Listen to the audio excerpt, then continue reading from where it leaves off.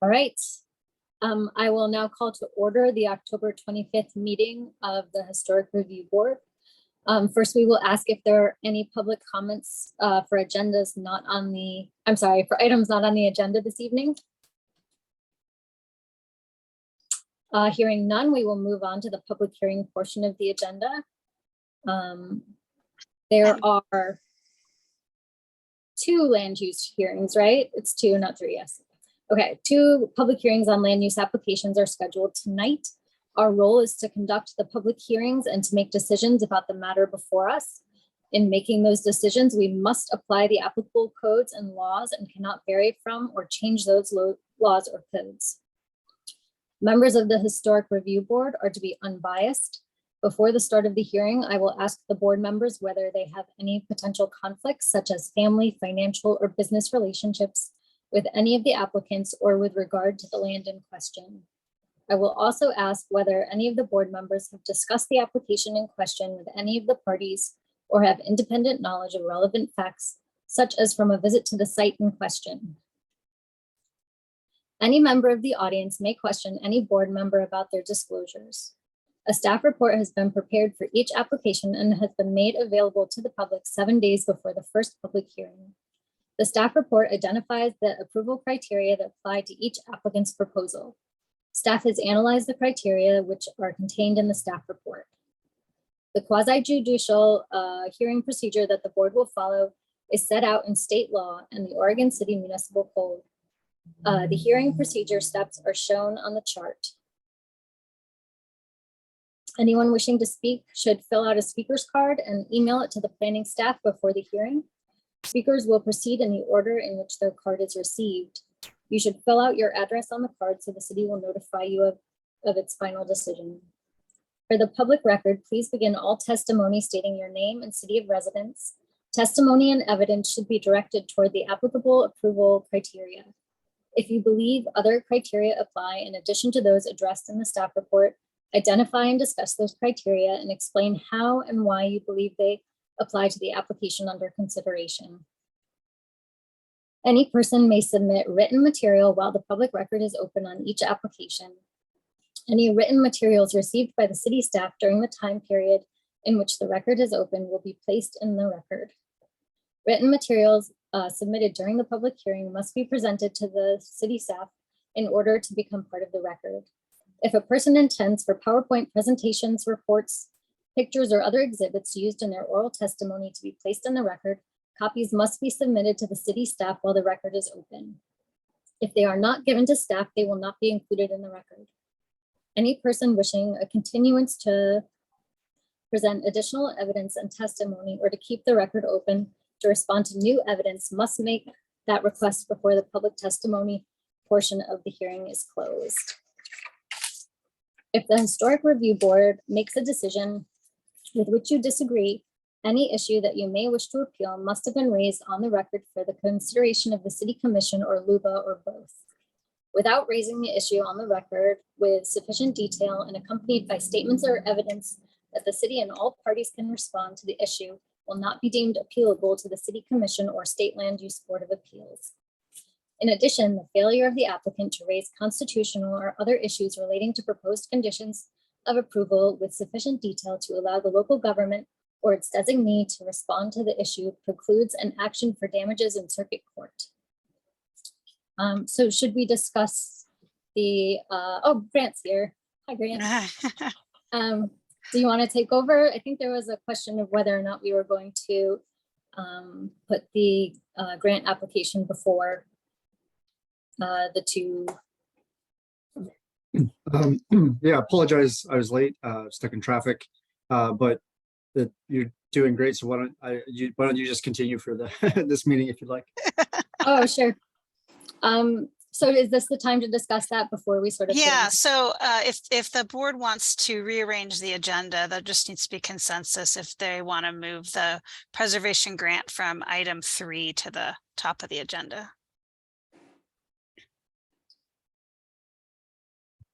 I would be fine with that. What about board members? I would too. Yep. It'll be faster. Okay. Let me share my screen. Just one second. And this is. So our applicant, Jacob Tenney, this is the second time he's come this grant cycle. This is kind of a continuation of the project he is working on. Previously, the board approved some fascia grant money while the applicant was redoing his roof. The project is continuing for, I'm gonna scroll down, for siding as well as some architectural details. This property is on 810 JQ Adams. It's the Joseph and Vena Lock House. It's a designated resource and is eligible for the preservation grant program. The applicant provided 2 bids, one from Holistic Painting and the other from Boss Exteriors, which was a time and material bid, but it the way our grant program works, you don't have to take the lowest bid. But if the board approved Boss Exteriors, the applicant would turn in the time and materials invoice, and based on what the, as long as it's a 50-50 match or more, I mean, as long as the project is more than twice the match, we can review that at the time. This is much more expensive than that. So if the Boss Exterior details would come in with the invoice of time and materials. The Historic Review Board has $5,000 to award each fiscal year, and that starts July 1. So far, you have given $450 to the same applicant for the previous project. So you really have 2 options this evening.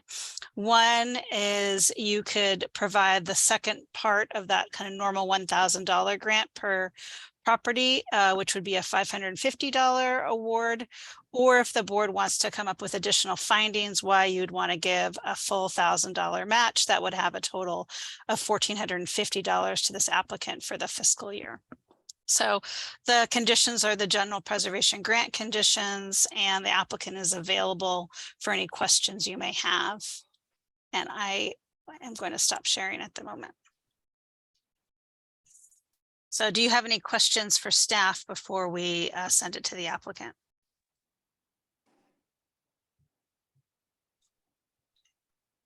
Okay. So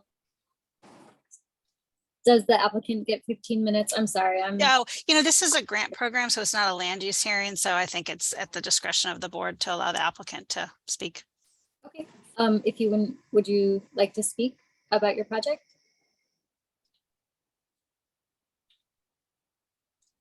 Yes, I'd be happy to. And if there are any questions, I'm happy to answer them. Christina did a good job just kind of recapping what we're working on, but I guess just in general, we have owned this home since early 2011, and it was remodeled by the previous owner back in 2007, and it was just time to do pretty extensive exterior repairs. Just within the last few months, we've had the entire roof replaced. We, as part of that with the roofing company, we had a lot of the fascia boards replaced that had gone rotting. They've gotten rotted. And now we are having the whole house painted and kind of refreshing that.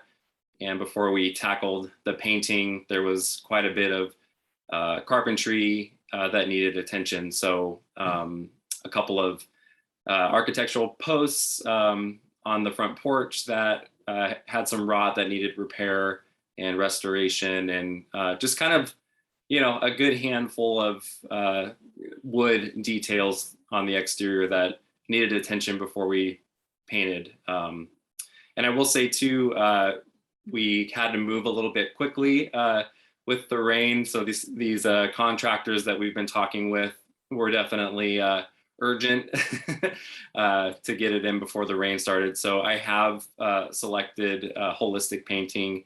Felt that their solutions were some of the best. I've talked to quite a few contractors over the years about some of these areas of my home that are prone to rot and water damage, particularly on the south side of the home, which takes all the wet weather. And he had some of the best solutions that I've ever heard. So I went with them. I liked their quote. I'm not a fan of time and materials because it's like writing a blank check. So didn't go that route. and the project is actually in process now, just with the weather kind of on us. So yeah, that's kind of what we're doing.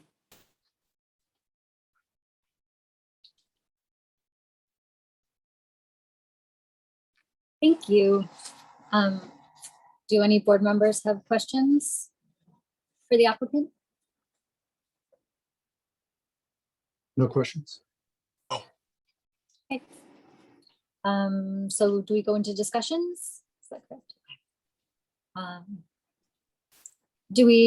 We don't do the, I'm sorry, I wasn't prepared to lead a meeting. So do we do the, for the grant program, do we do the, have you visited the site? No, it would just be, it's All right. really deliberations of, there's a really kind of two options. One is just extend the rest of the one, like the $1,000, which would be the 550, or if the board wants to have a further conversation about a larger award, and then what's the reason why? Okay. All right. Board member, Chair Blythe, what do you think? Seems like a worthy project, though I think given that we're only 3 months into the cycle starting from July, that we would maybe stick to the lower amount to raise the total award for the property to 1,000. Potentially, we could leave it open for them to come, if all the rest of the funds are not awarded in the cycle, to come back at the end and have that increased. But I would say for now, given that we're early, go with the lower amount. I agree. And so do I. Okay, all right, I agree as well. Okay. So go ahead.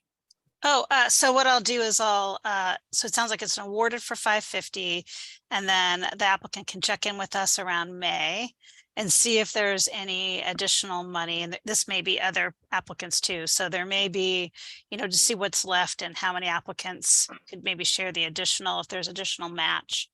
And then there could be potentially a second invoice we can send, but it would be up to Jake, you to contact me in May, just to say, is there any allocation left in this $5,000 cycle?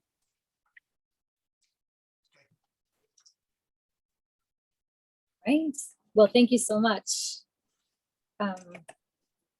So we will now open the record for Oregon City file number.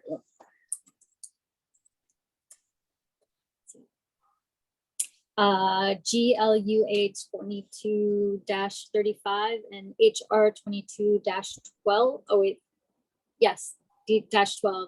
The de-designation of a landmark located at 13889 Cleveland Avenue, the AD Hill House. All right. This is the time I think you would do the declarations. Okay, I will now ask each board member if they have any ex parte contact, conflicts of interest, bias, or any other statement to declare, if they have made a site visit, and if they have noted any material information. If there were a site visit, the board member must declare what he or she perceived. Board member Edgar. I have no conflicts of interest and I have not visited the site. Board member Stobie. No conflicts of interest, no ex parte contact, and I have visited the site, but I don't have anything in addition to offer. And Chair Blythe. No conflicts, bias, or ex parte contacts, and I did make a site visit, yes, but didn't note any material information. I have also visited the site. I have no ex parte contact or conflicts of interest. Does anyone in the audience wish to question any of the board members about these disclosures?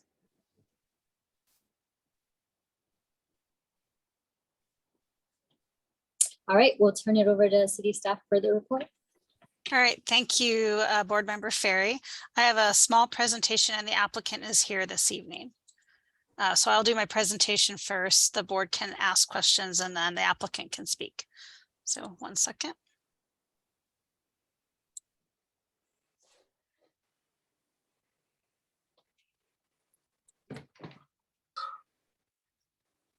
Okay. Oops. It wants me to do subtitles. Can you see that? I clicked on subtitles, which was not my goal. Let's Yeah, see. we can see the subtitles. When they are very helpful and they won't let you move on until you click a screen. I find that. You could probably just end it. And Yeah, let me end it and then I will start again.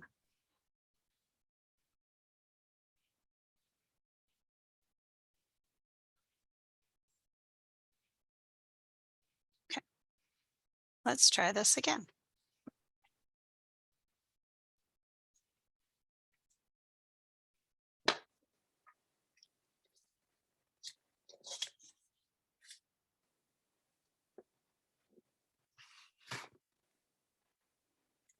Okay. So this is a request for a de-designation of a landmark located in the Park Place neighborhood. It's the AD Hill House. So this evening, one of the first things to discuss when there was a request for de-designation is, has the applicant met the threshold for owner consent, which is regulated by ORS 197.772 sub 3, which was passed by the legislature in 1996, which indicated if the property owner shows in the record that they have opposed the designation, then they have an administrative relief for allow a de-designation, really administratively, without reviewing the criteria of designation. In this situation, the applicant is the daughter who purchased the house in 2005, and there is no evidence in the record indicating that the applicant opposed the designation in 1991. Therefore, the task of the Historic Review Board this evening and as part of this application is to review the de-designation based on the original criteria that was used to designate the property. So if the board can find that the proposal does not meet the designation criteria, the board could approve the application and de-designate the structure. Conversely, if the board finds that the house still meets the designation criteria, they can deny the de-designation request and the house remains designated. So the AD Hill House is a good example of a vernacular structure. It's located on I believe a 1 acre lot in the Park Place neighborhood. Alterations have been made that are reversible, such as the porch enclosure, but both in the 1990 inventory and the 2011 re-inventory, the resources have been identified as a contributing resource and eligible for designation.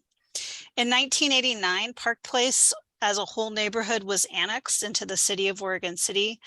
And as part of that process, the Historic Review Board reviewed a list of potential landmarks to be brought in as regulated historic resources as part of the annexation process. And in February of 1991, a hearing was held and notice was given out to property owners.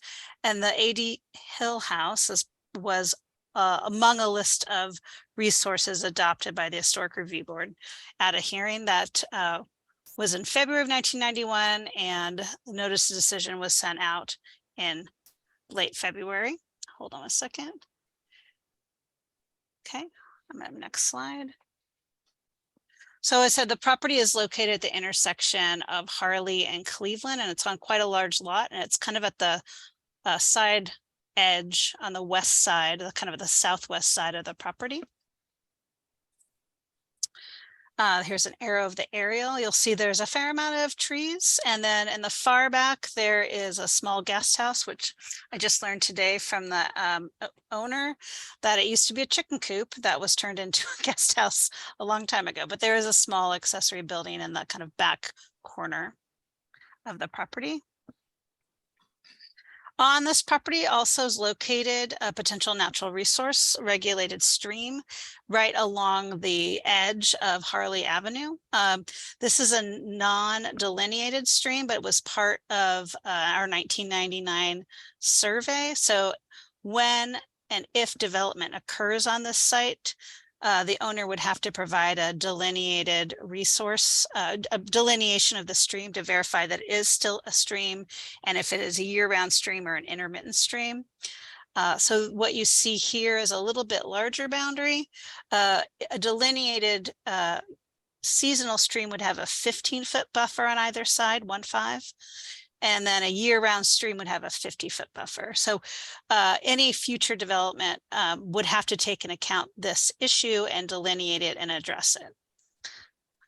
Next slide. Here's some slides provided by the applicant. This shows the front of the house, the kind of simple vernacular front. Here, this is showing the side. So we're looking kind of on the side yard, looking towards Cleveland. This is in the side yard, looking again towards the side of the house. Cleveland would be on your left. The rather than going through each criteria for designation, I wanted to kind of provide an overview of the major findings. The staff report kind of breaks them out per designation criteria in the record.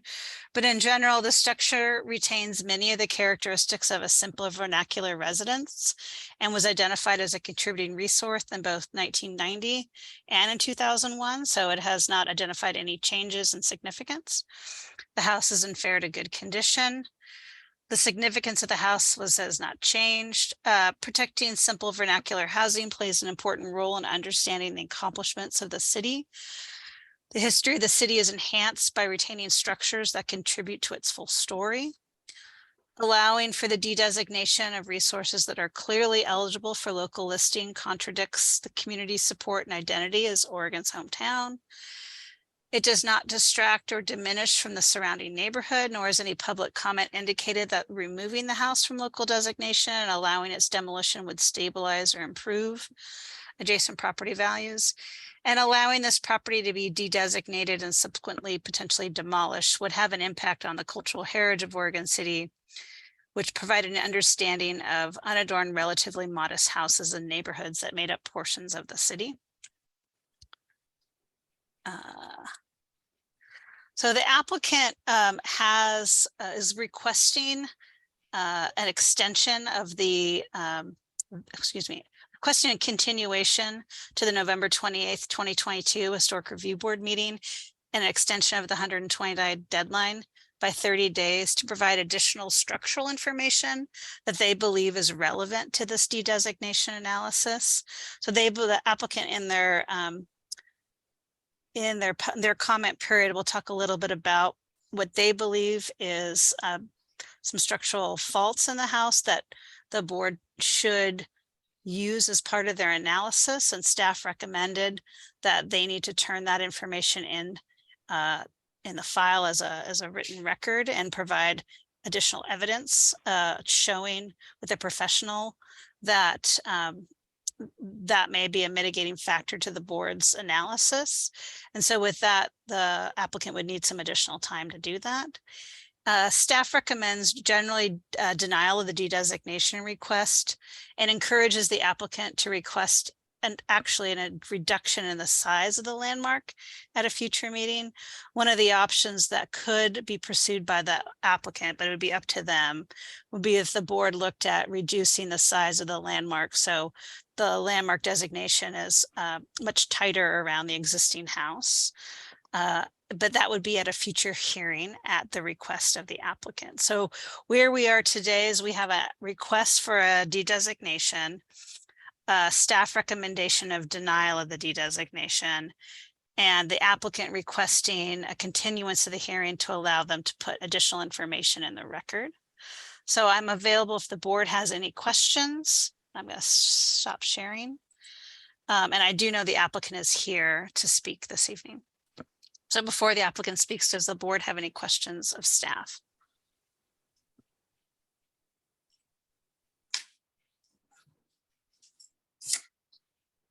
I don't have any questions. No questions. Oh, All right, well, if there are no questions for staff, we will move on to public testimony. As a reminder, the applicant will speak first. They will have up to 15 minutes to describe their application. 5 minutes for representatives of a recognized neighborhood association, government agency, or other incorporated public interest organization.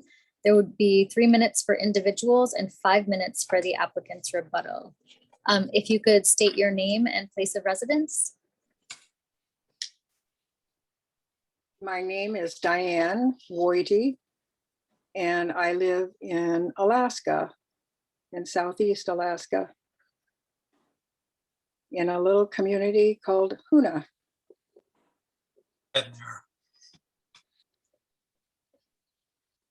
And Is there anything you'd like to tell us about your application tonight? Yes, I've written it down. I am the granddaughter of Constance Stricker, who bought the property in 1928. That was 94 years ago. My mother, Joanne, brought me home to Park Place 80 plus years ago. My mother died on January 20th, 1992, after 13 years of recurring cerebral hemorrhages. She had her brain taken from her piece by piece until in the last years she could not walk. Repeating numbers was her only speech, and at the end, she could not swallow. She was total care for my father. After having open heart surgery, my father's health was in constant jeopardy because there had been too much damage done to his heart. He also suffered wet macular degeneration of the eyes before there were medications to slow the progression of this disease. My dad hired someone to help in my mother's and his care about a year prior to my mother's death. Eventually, we had to take that person to court because objects and monies disappeared.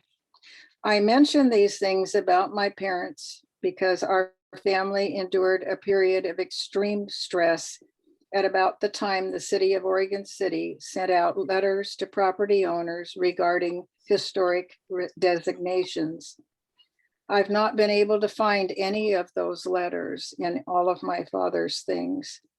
My father was a responsible person who always took care of matters in an appropriate manner. I can only think the stress he was under was the cause of this negligence in not replying to those letters, or perhaps he never saw those letters.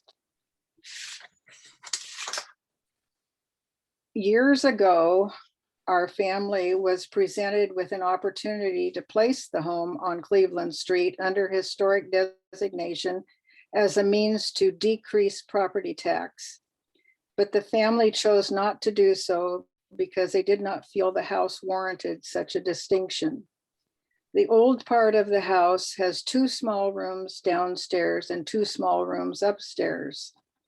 There is no foundation under the old section of the house. The exterior siding covers the original siding. The original construction visible behind the new siding and the construction would be considered inferior today. The home has been added on to in the past years, and in the 1950s, a basement constructed with concrete block walls was added under the newer sections of the house. In the early 1990s, renovation was considered, but a local architect examined the home and declared it structurally unsound and advised against renovation. When my father died in 1999, I inherited the Park Place property. I have held on to this property for 23 years. I promised my grandmother I would not sell her home, but I have no heirs other than my husband. My mother's brother's family have expressed no desire to live in the Park Place house. Having lived at 13889 Cleveland for many years, I know the house is not elder friendly. We can no longer handle the financial burden of a property requiring such monumental care. We need to be in the process of downsizing our holdings in preparation for our last years.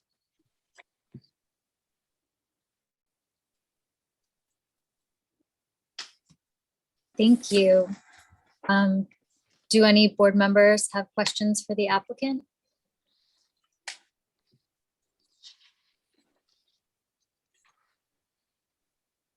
No. Since the applicant has requested a continuation, is this a good time for us to, should we take public testimony if it's, if anyone's here for it, or should we, yes.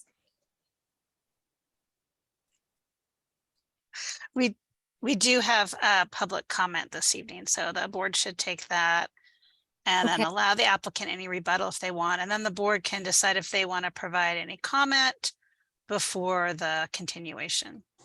Okay. I'm not sure, whoever Oh. is, It's Sarah Radicchio. Sarah, Right. Radicchio, sorry. Hi. hi. Just a reminder, you have 3 minutes. Okay. Let me just pull up my paper that I wrote. Does anyone else want to go first? Let me just pull it up.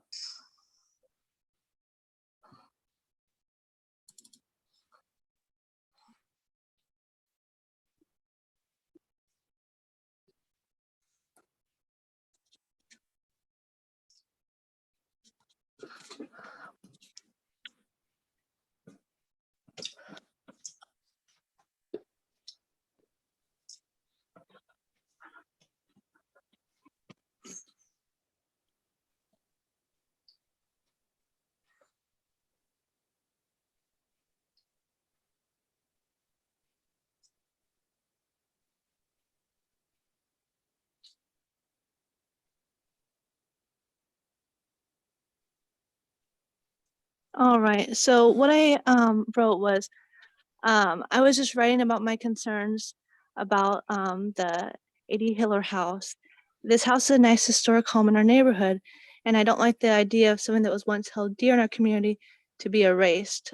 History is important to our community, and we should hold dear our historical homes. My other concern is I feel that the motivation might be to sell the whole property and have it developed. Um, um, you know, I'm one of the neighbors, so I live close by, and my property actually backs onto this property, and I fear what might happen if we lose our historic homes in the community, but also I fear, developers coming in and knocking it down. We're losing more and more historic homes. We're not going to have much history left, but also, I don't want a bunch of, it's an acre lot, and I don't want, townhouses to go in there or something like that and just totally ruin, we're all single family homes. And I just don't want to see, our history erased by, losing a historic home in our community. So that's what I want to say. Thank you. I'd like to give the applicant, you have up to 5 minutes to make any comments for a rebuttal. I have no comment. Okay.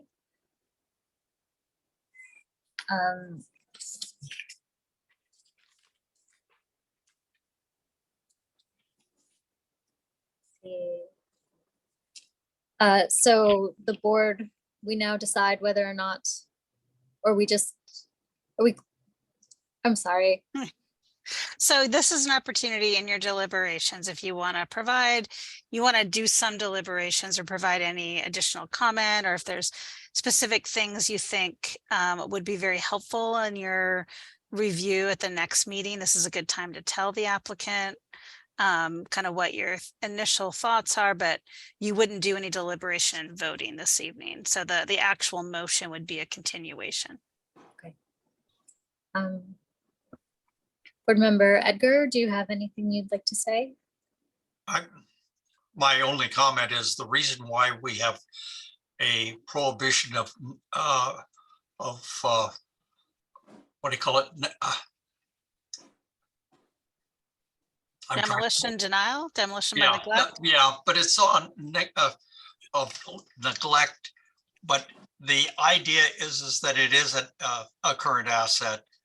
And I would hope that if there's a desire to sell it, to sell the property, that there's an opportunity to partition the property. I know we've done that many times. So that's another way to help in maybe making the house even more sellable as at a lesser price by having the ability to divide the asset up a little bit in how you put it to the market. So it's just an opportunity. Board Member Stobie? I agree with Paul, but when we look at this, probably next month, as we grant or look at granting the continuance, the idea of reducing the size of the landmark is appealing at this point, but I'm in favor of a continuance. That's all I got. Chair Blythe? Yeah, I guess to the applicant, I certainly empathize with the story you shared with us and some of the family stress, and I can imagine how that would definitely affect the ability to give full attention to some of these other matters like the designation of the property when that sort of situation is going on. Certainly that was before my time, but based on the evidence that we've seen so far, I think everything that we've seen conclusively shows that the property was designated properly with the proper process. So we probably aren't able to, I would imagine we're not able to take that into account, unfortunately. I would say that based on the preliminary information from the staff report, I would encourage you to maybe consider, I'm definitely looking forward to hearing the further information that you'll be able to share with us next month. But definitely I would encourage you to consider or look at the option that staff presented to potentially apply for reducing the size of the landmark, as I think that is potentially a pretty good way to go. And I think the preliminary information we received doesn't support, most likely with the information we have so far, doesn't support the de-designation. I happen to agree with everything that was said here. I think the house has a lot of integrity, even though it's modest. I think it was designated properly. I think it'd be a shame for Oregon City to lose the structure. Interested in hearing any further information you have at the continuation. But yes, I would also encourage reducing the size of the designated portion of the property. So it sounds like all of us board members are in favor of a continuance. Yes. Do we make a motion for a continuance? Yes. And go ahead real quickly. I just want to make sure that the applicant has consented to the 30 days extension of the 120. We talked about it on the phone, but I want to just make it on the record this evening for administrative purposes. So, I agree. okay. So it would be a motion for continuation to the November. I move for a continuation. I think that would be to a date certain of November 28th. I think it's 29th. Is it? I think it's Tuesday, the 29th. Okay. Oh, there we go. It's my birthday. I just want to double check that because I've been having a hard time with the dates in November. So does HRB meet on the 4th? Actually, it's the 22nd, not the 28th. Okay, thank you. Yeah, it's November 22nd. Yes. Okay. Okay. That's a 5 certain. Thursday month, so it's the 4th Okay. Thursday. And just for clarity, I'll restate the full motion. So I'll move to continue application HR 2212, de-designation of a landmark at 13889 Cleveland Avenue to a date certain of November 22nd, 2022. Thank you for the clarification. Aquila. Second it. All right, I'll call Board Member Ferry, Aye. Board Member Stobie, Aye. Board Member Edgar, Aye. Chair Blythe. Aye. Motion carries. And Diane, I will coordinate with your real estate agent and we'll coordinate and talk about some of the options of de-designation or reduction in the size of the landmark. Okay, fine. Thank you. Yeah.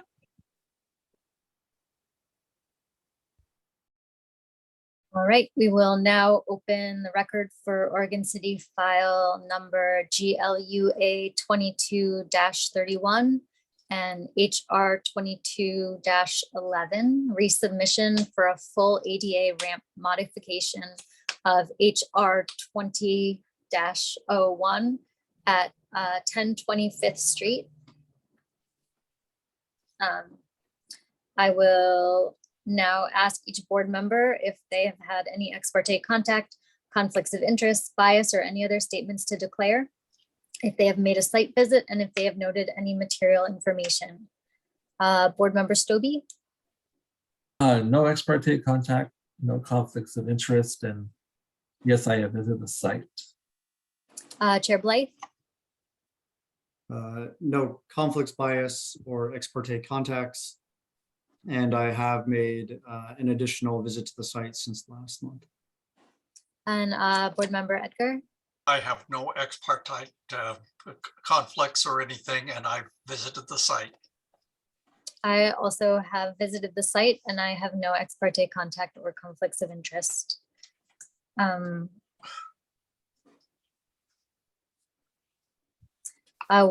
Is there a planning report for this? Do I have a short little about 4 or 5 slide presentation just to kind of go over facts and next steps?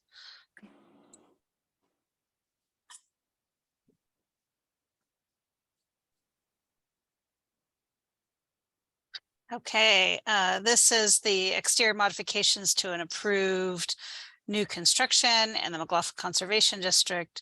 This is for a revision of the previously approved short kind of side entry ADA ramp, and the applicant is pursuing a redesign for the full ADA ramp to the rear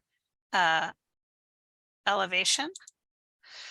So entering into the record this evening is an email all board members should be received, which is some applicant's addendum with some additional renderings and some plant species, as well as some specs on railings. Because this was turned in today, staff does not have an ability to analyze or provide any recommendations, but it is in the record this evening. Let's see. So just to remind everybody where we are, HR 20-01 was the initial live work approval. It had resulted with an approval for new construction of a live work building with an at-grade side entrance door. Last year, the applicant proposed an ADA ramp because of the topography and kind of the a slight change in the building height at the foundation level. The Historic Review Board approved an ADA ramp to the side door, which would be on the first floor, and therefore residents would be required to take stairs up to the second floor or potentially look for an internal ADA ramp ADA access option. That was appealed and upheld by the City Commission. So the applicant is back with a new application and a slightly revised full ADA ramp proposal. In the proposal the board saw last month, was generally the same design, but some reduction of switchbacks with the inclusion of some new landing areas. So since we have talked, we've all met in September, the applicant has retained a preservation consultant who will be providing additional information on the alternative analysis in the upcoming weeks. If you recall, both The Historic Review Board and the City Commission came up with alternative analysis list looking at different options such as a non-commercial interior chairlift, a chairlift along exterior stairs, the use of materials and design that created a lighter, airier appearance, so more of a metal, aluminum clad metal approach to the exterior, potentially a taller retaining wall, and a revised landscape plan. So there's a list of the alternative analysis, and the applicant has submitted some but not all of those responses. And so the preservation consultant is going to help them with all of the responses. And so what you saw in your packet is a portion of that, but there will be additional information. And so the applicant is requesting a continuation to not the November 28th, November 22nd HRB meeting, and will be extending the 120-day decision or deadline by 30 additional days. And so I'm going to stop my slide. 1 second, and slideshow. And then I'm going to stop share. Okay. Okay, can you, was I able to stop sharing? Can you, or is the slideshow still up? Okay. So that is all I really have this evening. I do know that the applicant's representative is here, but staff really is not in a place, nor I think really the board is in a place to deliberate based on not a full submittal of the revised information. So I'm available to answer any questions, or the board can ask any questions to the applicant this evening. But the motion would be a continuation of the hearing to November 22nd. Bring me the paper and pen. Paper. Are we inviting the applicant to speak? If the board has any questions for me before the applicant speaks, I'm available. Does anyone have any questions for staff? No questions? I don't have any questions.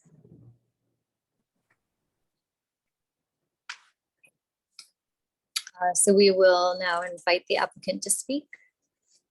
Yes, my name is. I'm sorry. Should I introduce myself? Yes. Okay, so my name is John Delson, Delson Engineering, and I'm representing the applicant. And we understand that we need to submit additional information and request continuation. However, because the board is complete and certain time is allocated, perhaps would be beneficial for us if the material presented or prepared up to date will be displayed, and then we can hear the comments of the board, and we can take in consideration the comments and be better prepared for the next meeting. If this is okay with everybody. Thank you. Just speaking for myself, I only saw the application material about 5 minutes before the meeting started. So I had just a brief moment to look through it. I don't know how much of a chance anyone else had to look at it. And actually, I didn't receive that. Same with me. I just pulled it up.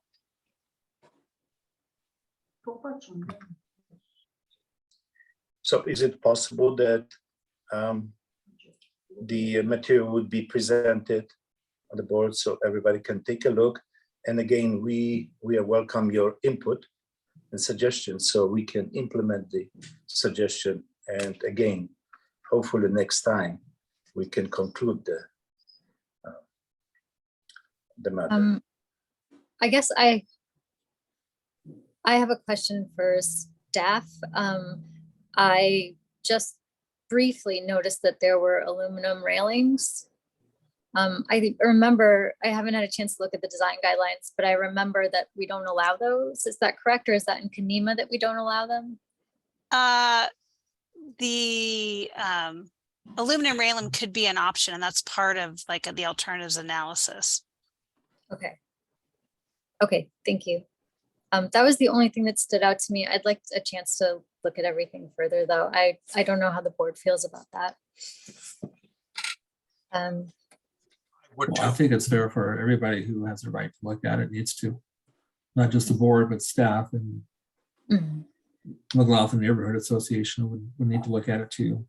So, Yes. Yeah, so perhaps it would be best if we continued to November 22nd, Yes. yeah. or we can just have a look at all of the information at once. Mhm. Okay. I make a motion to continue to a date certain of November 22nd. And do I state the number of the case again? Yeah. Yeah, okay, I'm sorry, I have to pull it back up. My computer keeps going to sleep.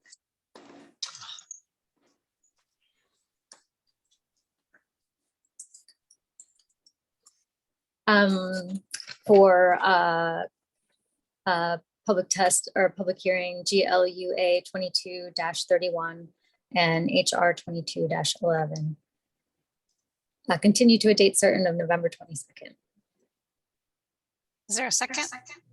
Well, is it HR 2211 or I have 10 on my, Oh, so it's, well, I have 11 on the report. Let's see. Hold on. the staff report shows HR 22-10. 1 second. Let me just verify.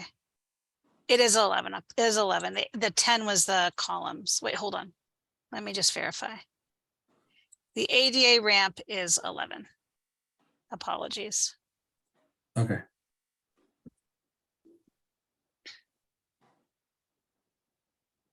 No, second time. All right, I'll call. Board Member Edgar, I agree. Board Member Stobie, Aye. Board Member Ferry, Aye. Chair Blythe. Hi. Okay. And I'm having a call with the preservation consultant soon, so I'll be able to kind of provide recommendations of missing information such as site plan, elevation drawing or rendering on the site elevation, an actual landscape plan, and written responses to the alternatives analysis questions.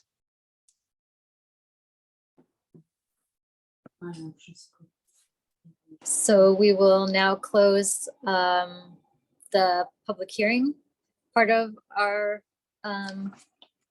meeting and move on and ask if there are any public or is there any other business? I just have some communications of the board. So Jessica Belknap, our 5th board member, moved, and there was a confusion on when board member Ferry's position ended, and it's actually in 2023.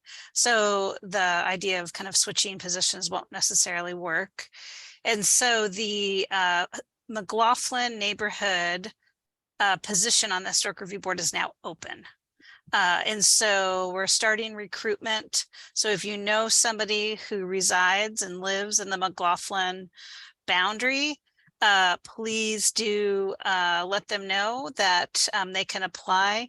And let me actually show you where you can apply. Let me go grab the city website in 1 second. And I will share my screen.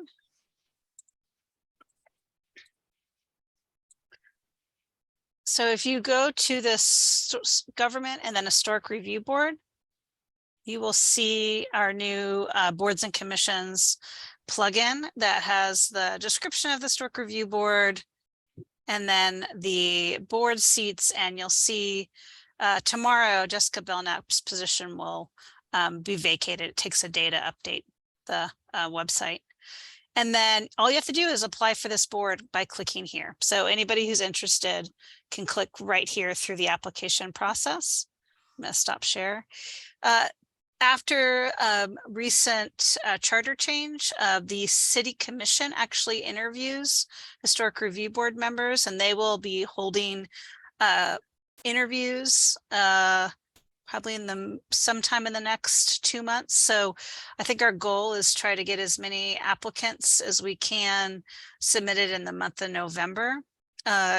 We've let the neighborhood association know today, but if you do know anybody who would be interested in taking over the remaining part of Jessica's position, let them know to apply online by just clicking on the historic review board apply online. And if they have any questions about what it means to be on the board, hopefully they can talk to a board member, or you can always send them to me, and I can provide an overview of the historic review board hearings process and how many meetings and how much time it would take to be a board member. That's about all I have for updates. I still have yet to be able to schedule meetings with the McLaughlin neighborhood and Kenema neighborhood for the middle housing design guidelines. Been a bit of a time crunch this month of October, so that is still on the to-do list, and I will let the board know when I'm able to get those meetings finalized. So we're still moving forward with presenting before it goes back to review by the board, and then a meeting with the city commission to present the draft design guidelines. And that's all I have for the time being. Our community development director, do you have any updates or communications to pass on? No, I don't at this time. I was also going to talk about the appointment process, and thank you for covering that. All right, well, that is all I have. Okay. Does anyone else have anything they'd like to add?